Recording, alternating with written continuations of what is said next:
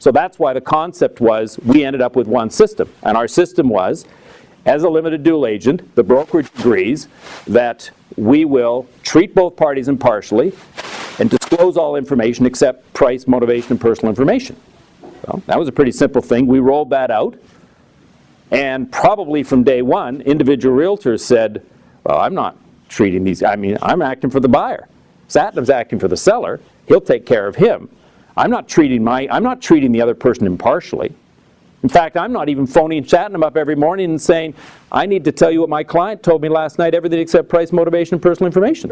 And Satnam says, good, glad you called, because I too had a discussion with my client, I need to tell you exactly the same. Basically, I think from day one, individual realtors acted as sole agents. So you think, well, how did that happen? How have we gone 15, 16 years with having a system that isn't working? Well, I think the simple answer is because that's what buyers and sellers expected. If you explained the system that we have to buyers and sellers, they'd be shocked.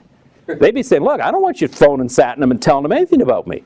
You know, Satnam he's representing his client. I'm sure he's doing a wonderful job for that. I mean, at law, we have a situation where the court, or the law would say, no, it's the brokerage that has entered into this agreement. The brokerage is, everybody who works for that brokerage is deemed to have all the information.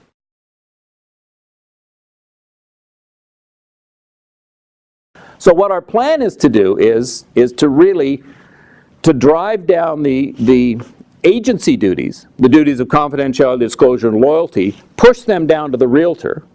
And so the realtor would become the agent. We can't get rid of the brokerage. Government has said, you know, there was some suggestion, well, do you want to go to single licensing? We're happy with the system we got. We're staying with that system. So that's fine. So we still have duties and obligations that the brokerage has to have. You know, realtors can't hold deposits. Brokerages must hold deposits. Brokerages still have a duty of supervision. So those are the things that so the brokerage will still enter into the contract and be legally bound. But what we're going to do is contractually, because again, if you understand that we can have the parties, as long as parties understand what they're doing, they can really agree to whatever relationship they want. So in this case, the seller, if you're entering into a seller listing contract, the seller is going to agree that all that the brokerage is doing is the duty of supervision. They're going to collect deposits. They're going to collect the commission, disperse it.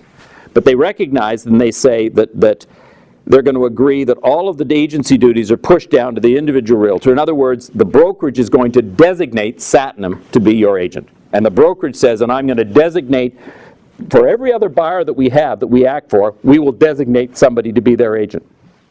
And we're not going to impute any information. It's not going to be any information that Satnam gets is not going to be imputed to every other realtor in RE/MAX or in Sutton.